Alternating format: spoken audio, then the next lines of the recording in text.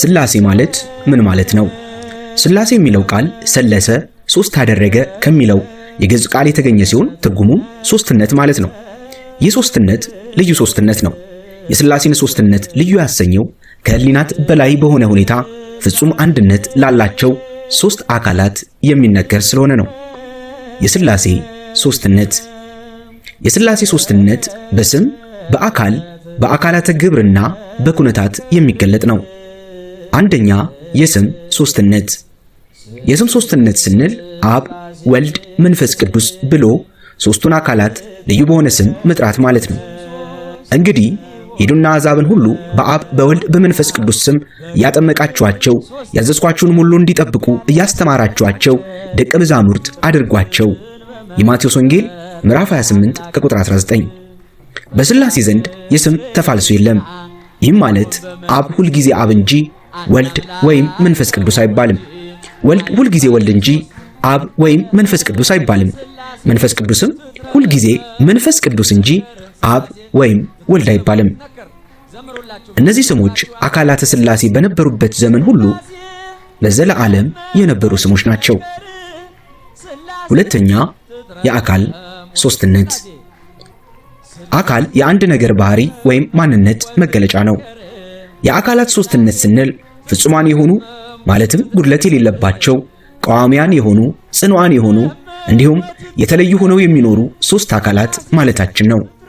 በዚህ አግባብ ለአብ ለወልድ እንዲሁም ለመንፈስ ቅዱስ ለእያንዳንዳቸው ፍጹም አካል አላቸው። አብ በአካሉ ፍጹም አንድ ነው። ወልድም በአካሉ ፍጹም አንድ ነው። መንፈስ ቅዱስም በአካሉ ፍጹም አንድ ነው። እኒህ ሶስቱ እንደ መንግሥት ማዕረግ አይደሉም። ባህሪያቸው አንድ፣ አገዛዛቸው አንድ ነው እንጂ እንዲል ሃይማኖተ አበው ዘቅዱስ ቄርሎስ ምዕራፍ 71 ከቁጥር 2 ላይ። እነዚህ ሶስት አካላት ረቂቃንና ሙሉአን አካላት ናቸው። ረቂቅነት ስንል የሰው አካል ግዙፍ ስለሆነ የሚታይ የሚዳሰስ የሚጨበጥ ነው። የእግዚአብሔር አካል ግን የማይጨበጥ የማይዳሰስ ረቂቅ አካል ነው። እግዚአብሔር መንፈስ ነውና የእግዚአብሔር መንፈስ ባለበትም በዚያ ነፃነት አለ። ሁለተኛ ቆሮንቶስ ምዕራፍ 3 ከቁጥር 17። እግዚአብሔር መንፈስ ነውና የሚሰግዱለትም በመንፈስና በእውነት ይሰግዱለት ዘንድ ይገባል። ዮሐንስ ወንጌል ምዕራፍ 4 ከቁጥር 24። ስለዚህ ከላይ በመጽሐፍት እንደተገለጠው ሶስት አካላት ረቂቃን አካላት ናቸው። ረቂቅ ማለት በዓይን የማይታይ በእጅ የማይዳሰስ ስውር ከመታሰብ በላይ የሆነ ማለት ነው። ከፍጡራን ወገን ለምሳሌ ነፋስ፣ እሳት፣ የሰው ነፍስ፣ መላእክት ረቂቅ አካል አላቸው። የሥላሴን ረቂቅነት ግን የመላእክት ሕሊና የሰው አእምሮ ተመራምሮ የማይደርስበት ነው። ምልአት። ምልአት ማለት ያለ ገደብ በሁሉ መኖር በቦታ አለመወሰን ማለት ነው። እግዚአብሔር በሁሉ የመላ አምላክ ነው። ፍጡራን ሁሉ በእግዚአብሔር ዓለምነት ይኖራሉ እንጂ አካላተ ሥላሴን ሊወስን የሚችል ዓለም የለም።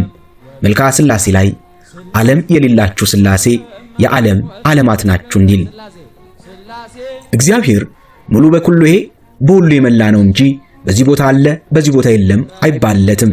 ቅዱስ ዳዊት በመዝሙሩ በመዝሙር 138 ከቁጥር 7 እስከ 8 ላይ ስናነብ ከመንፈስህ ወዴት ሄዳለሁ? ከፊትስ ወዴት እሸሻለሁ?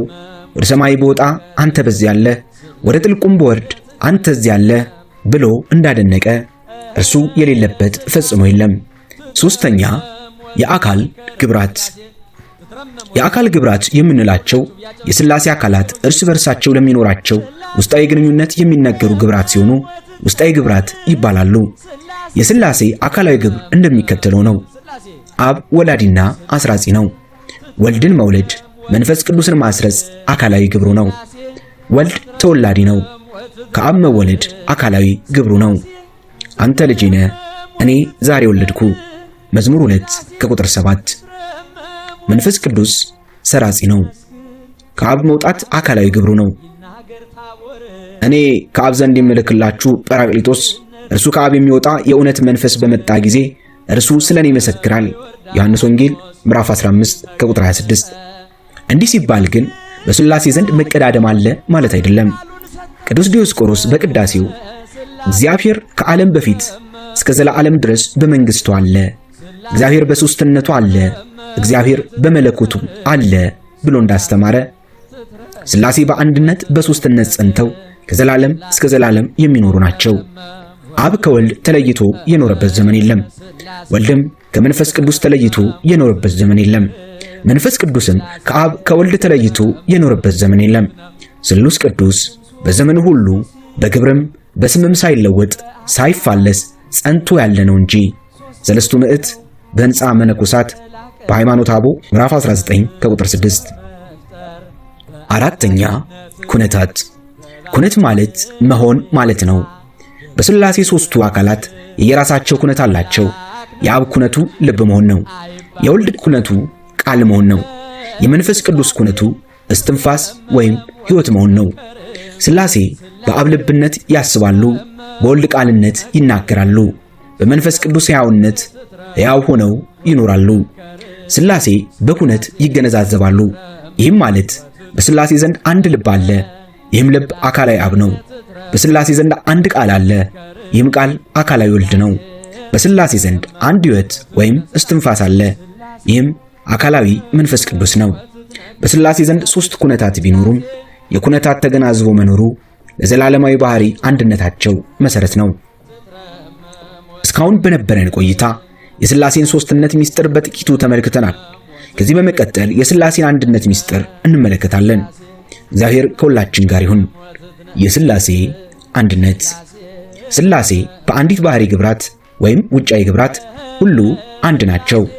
የአንዲት ባህሪ ግብራት የሚባሉት ሥላሴ ከፍጥሯን ጋር በሚገናኙባቸው ሥራዎች ሁሉ ናቸው። በአጠቃላይ ፍጥረታትን መፍጠር ክሬሽን፣ መጠበቅ ፕሮቴክሽን እና መመገብ ፕሮቪደንስ የሥላሴ አፋዊ ወይም ውጫዊ ግብራት ናቸው። አምላክነት የባህሪ ገንዘባቸው ስለሆነች አንዲት ናት እንጂ መከፋፈል የለባትም።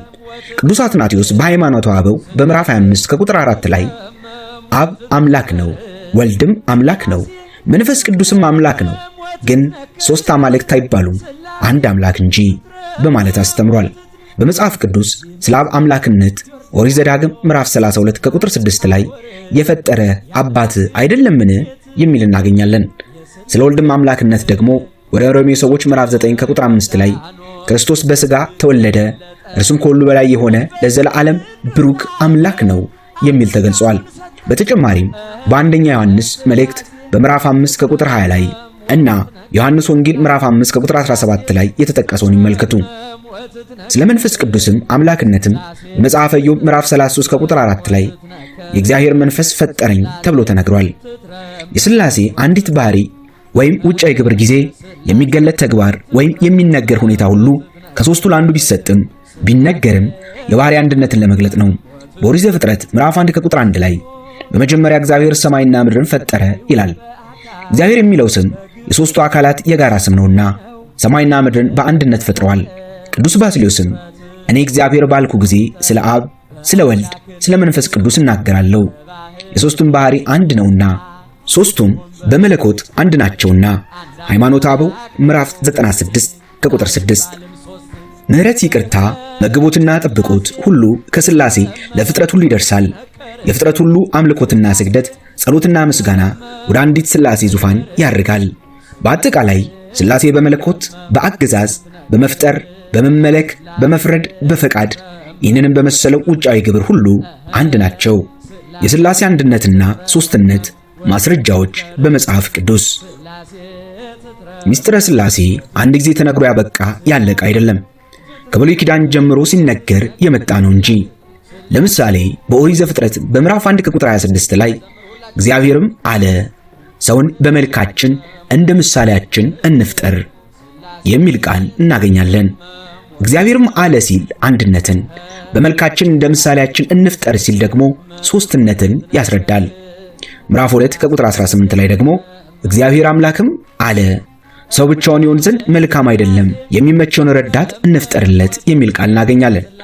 እግዚአብሔር አለ ሲል አንድነቱን፣ እንፍጠርለት ሲል ሦስትነቱን ያስረዳናል።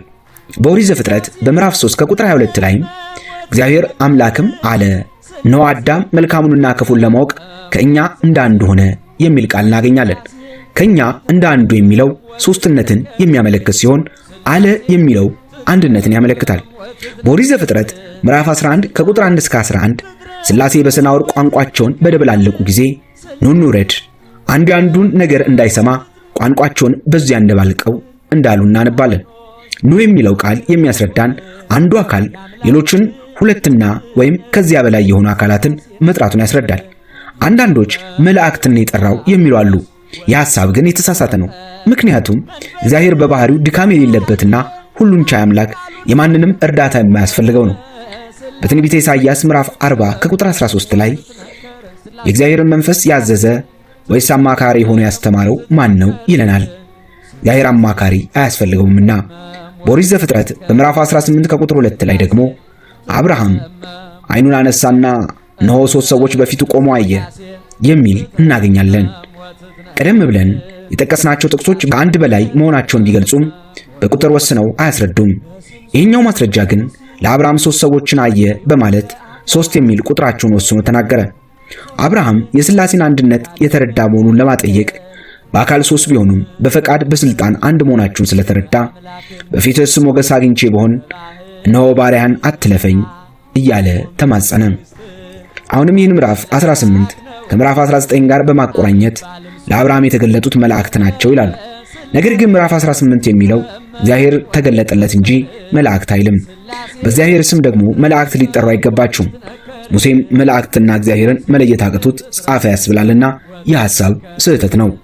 ኢሳይያስ መላእክት ቅዱስ ቅዱስ ቅዱስ እያሉ 3 ጊዜ ሲያመሰግኑ እንደሰማ በትንቢተ ኢሳይያስ ምዕራፍ 6 ከቁጥር 3 ላይ እናነባለን። ይኸውም የሥላሴን አንድነትና ሶስትነት ያስረዳል። ቃሉን 3 ጊዜ መድገማቸው የሶስትነት ቃሉን አንድ መሆኑ የአንድነት ምሳሌ ነው። ሌላው ማስረጃ በማቴዎስ ወንጌል ምዕራፍ 3 ከቁጥር 16 ላይ ክርስቶስ ሲጠመቅ የሥላሴ አንድነትና ሶስትነት ተገልጧል። ኢየሱስም ከተጠመቀ በኋላ ወዲያው ከውሃ ወጣ፣ እነሆም ሰማያት ተከፈቱ፣ የእግዚአብሔር መንፈስ እንደ ርግብ ሲወርድ በሱም ላይ ሲወጣ አየ። እነሆም ድምፅ ከሰማያት መጥቶ በእርሱ ደስ የሚለኝ የምወደው ልጄ ይህ ነው አለ። በዚህም የሥላሴ አካል 3 መሆናቸውን በዮርዳኖስ በጥምቀት ጊዜ ታይቷል። ወልድ በተለየ አካሉ ተጠማቂ ሆኖ መንፈስ ቅዱስ በተለየ አካሉ በርግብ አምሳል አብ በደመና ውስጥ ሆኖ የምወደው ልጄ በማለቱ 3 አካላት በአንድ ጊዜ ታዩ። ስለዚህ በጥምቀቱ በግልጥ ምስጢረ ሥላሴ ታውቋል።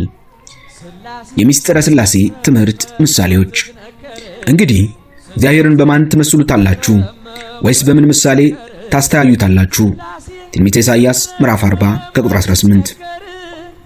ምንም እንኳ እግዚአብሔር ከባህሪ ልዕልናው የተነሳ ምንም አይነት ምሳሌ ሊገልጠው ባይችልም ከማይነገረው ፍቅሩና ትሕትናው የተነሳ ራሱን በተለያየ ምክንያቶች ወይም ነገሮች መስሎ ተናግሯል። ሊቃውንተ ቤተ ክርስቲያንም ይህንን መነሻ በማድረግ የረቀቀውን የሥላሴን አንድነትና ሶስትነት ልንረዳው በምንችለው ልዩ ልዩ ምሳሌዎች መስለው አስተምረዋል። ከነዚህም ውስጥ ነፍስ፣ እሳት፣ ፀሐይ እንደ ምሳሌ ይቀርባሉ። ምሳሌነታቸውን እንመልከት። አንደኛ ነፍስ። ነፍስ አንዲት ስትሆን 3 ከዊን ወይም መሆን አላት። እነዚህም ከዊነ ልብ፣ ከዊነ ቃል፣ ከዊነ እስትንፋስ ናቸው። ነፍስ በባህሪዋ 3 ከዊን ስላላት አንዲት ነፍስ እንጂ 3 ነፍሳት አንልም። በዚህም የሥላሴን አንድነትና የሶስትነት ምስጢር ያስረዳናል። ሁለተኛ እሳት። እሳት አንድ ሲሆን 3 ነገሮች አሉት። ይኸውም ነበልባል፣ ብርሃን፣ ዋዕይ ናቸው። በነበልባሉ አብ፣ በብርሃን ወልድ፣ በዋዕዩ ወይም በሙቀቱ መንፈስ ቅዱስ ይመሰላል። ይኸውም ተፈልጦ ወይም ተከፍሎ ሳይደርስበት በአንድ አኗኗር ነው። ይህ ሶስትነት አንዱን እሳት ወደ 3 እንደማይከፍለው የሥላሴ ቅዱስ ሶስትነት አንድነቱን አይከፋፍለውም፣ አንድነቱን ሶስትነቱን አይጠቀልለውም። ነቢያት ከተናገሩት የእሳት ምሳሌ ውስጥ አምላክ እግዚአብሔር እንደሚበላ እሳት ሆኖ በፊት እንደሚያልፍ ዛሬ ወቅ። ኦሪት ዘዳግም ምዕራፍ 9 ከቁጥር 3። እነሆም ቁጥቋጦ በእሳት ሲነድድ ቁጥቋጦም ሳይቃጠል አየ። ኦሪት ዘጸአት ምዕራፍ 3 ከቁጥር 2። አባቴ እሳት ነው፣ እኔም ብርሃን ነኝ፣ መንፈስ ቅዱስም ዋዕዩ ወይም ሙቀቱ ነው። ቀለሜንጦስ። አብ እሳት ነው፣ ወልድ እሳት ነው፣ መንፈስ ቅዱስም እሳት ነው፣ በልዕልና ያለ አንድ የሕይወት እሳት ነው። አባ ሕርያቆስ በቅዳሴ ማርያም። ሶስተኛ ፀሐይ። ፀሐይ አንዲት ስትሆን 3 ነገሮች አሏት። እነዚህም ክበብ፣ ብርሃን፣ ሙቀት ናቸው። ነገር ግን አንዲት ፀሐይ አንድ እንጂ 3 ፀሐዮች አንልም። ብርሃኑ፣ ሙቀቱ ከክበቡ እንደሚገኙ ወልድና መንፈስ ቅዱስም ያለ መቀዳደም ከአብ ተገኝተዋል። በዚህ መሰረት አብ በክበቡ፣ ወልድ በብርሃኑ፣ መንፈስ ቅዱስ በዋዩ ወይም በሙቀቱ ይመስላሉ። ይህ ግን ምስጢረ ሥላሴን ያለ ጉድለት የሚያስረዳ አይደለም። ስብሐት ለእግዚአብሔር ወለወላዲቱ ድንግል ወለመስቀሉ ክቡር። በስም ሶስት ሲሆን እንዲሁም በአካል በግብርም ሶስት ነው ያለ መቀላቀል ፍጥረትን በመፍጠር በአምላክነት በባህርና ደግሞም በመንግስት አንድ አምላክ ነው እንጂ አይባልም ሶስት